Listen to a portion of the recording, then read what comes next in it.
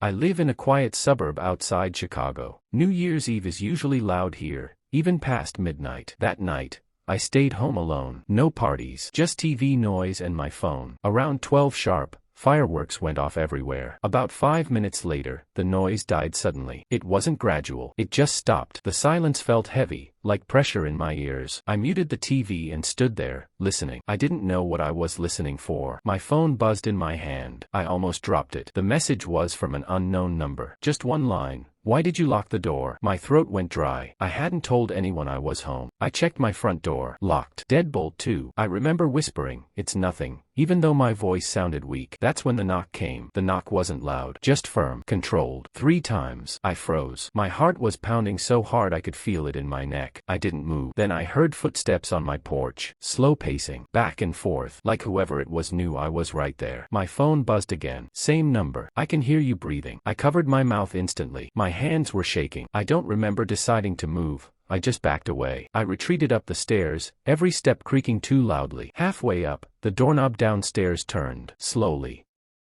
The lock held. For now. I crouched in my bedroom, lights off, heart racing. Another message came through. "Happy New Year." I don't know how long I stayed there. Minutes felt like hours. Eventually, the footsteps stopped. No police came. No neighbors checked. In the morning, my porch camera footage was gone. Corrupted. But my phone still has the messages. The number doesn't exist. And every New Year's Eve, someone knocks. I still don't open the door, because whoever it is knows I'm inside. Share your true story in the comments. I live alone in Queens, 3rd floor walk-up. New Year's Eve usually feels chaotic here. I stayed in, watched the ball drop on TV, and texted friends. When midnight passed, I muted the television, expecting the usual noise to continue outside. Instead, the sound vanished. Not faded, vanished. My ears rang from the sudden quiet. I stood up slowly, heart beating harder than it should have. I remember thinking maybe snow muffled everything, but it hadn't snowed. My phone buzzed. Hard. Loud. I flinched. A blocked number. The message read, "You locked the door too early." My stomach dropped. I hadn't told anyone I was home. I hadn't posted anything. I checked the front door. Deadbolt locked. Chain hanging loose. I whispered, "It's nothing," but my voice sounded thin, fake. That's when I heard it. Slow movement from the hallway outside my apartment. Another buzz. Same number. I'm closer now. My hands started shaking so badly I almost dropped my phone. I backed away from the door, every floorboard groaning under my weight. The footsteps stopped right outside my door. Silence returned, thicker than before. Then something brushed the door, soft, deliberate, like fingers. The breathing didn't sound rushed. That's what scared me most. Whoever was outside wasn't panicking. They were calm, comfortable, like they'd done this before. I stood frozen, staring at the door, barely breathing myself. My phone buzzed again. I didn't want to look, but I did. "Why are you so quiet?" My heart dropped. I hadn't made a sound in minutes. I slowly backed toward the kitchen, every step measured, terrified of giving myself away. Behind me, the apartment felt wrong. Too still. The fridge hummed loudly in the silence. I leaned against the counter, hands shaking so badly I had to grip the edge just to stay upright. I whispered, think.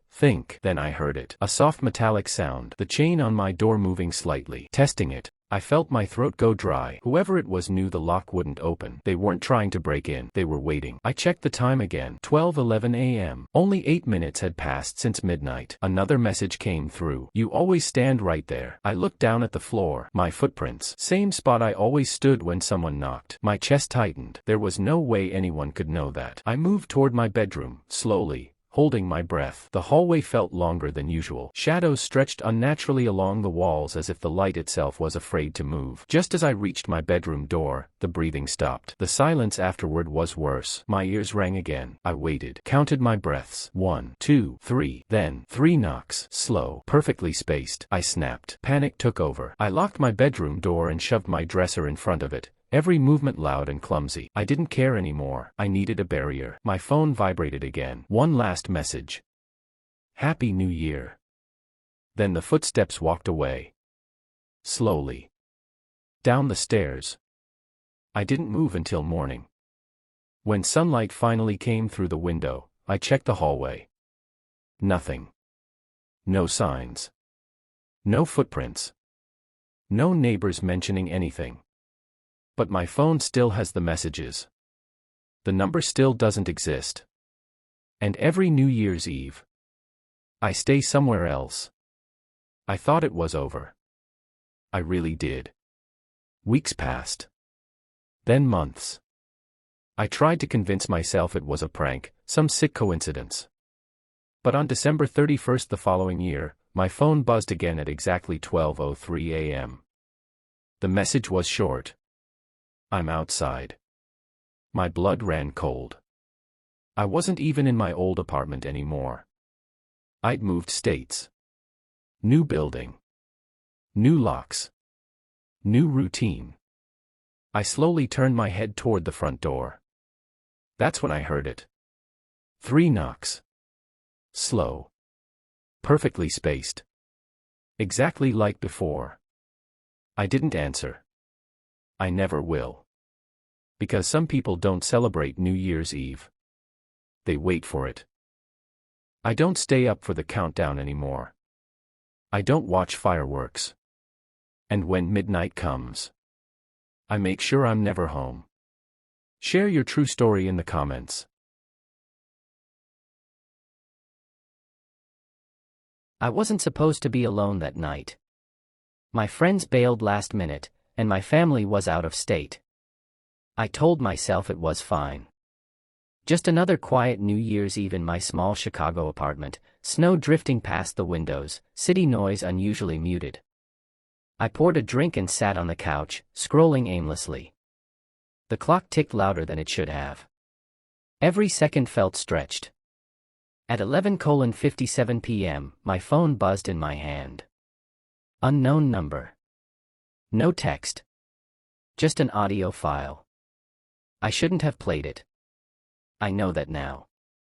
But curiosity won. The audio crackled, like it was recorded too close to the mic. Then a man's voice whispered, calm and close, 2 minutes left. My stomach dropped instantly. I stood up fast, scanning the apartment. Door locked. Windows shut. No TV noise from neighbors. That was when I heard it, soft, uneven footsteps coming from above me. I lived on the top floor. There was nothing above me. I called out, my voice cracking, asking if anyone was there. No answer. Just silence so thick it felt heavy. Then the footsteps stopped directly above my living room. My phone buzzed again. Another audio message. The voice returned. Same man. Same calm tone. 1 minute. My heart slammed against my ribs. I backed toward the kitchen, grabbing the only thing I could, a dull steak knife. My hands were shaking so badly I nearly dropped it. I tried calling 911, but my phone froze. The screen went black. That's when I heard breathing behind me. Not loud. Not rushed. Slow. Patient. Like whoever it was knew they had all the time in the world. I spun around, knife raised. Nothing. Empty hallway. But the bathroom door, closed earlier, was now slightly open. Light spilled out from inside. I didn't remember turning it on. From my phone speaker, without touching it, the countdown started. 10, 9, 8. The voice synced perfectly with the clock on my wall. I realized then, this wasn't about New Year's. It was about me. At 3, the bathroom light shut off. Total darkness. At 2, I felt a hand brush my shoulder. At 1, fireworks exploded outside, bright flashes lighting my apartment for split seconds. Midnight hit. Cheers echoed through the city. And then, silence. My phone buzzed one last time. A text message. Happy New Year. I'll see you next year. Police never found signs of a break-in. No fingerprints. No recordings. But every New Year's Eve since then, at exactly 11:58 p.m., my phone buzzes, even when it's turned off. I still don't know who that voice belonged to. Or how it knows when I'm alone. If this really was a countdown. I'm terrified to know what happens when it reaches 0 again. Share your true story in the comments.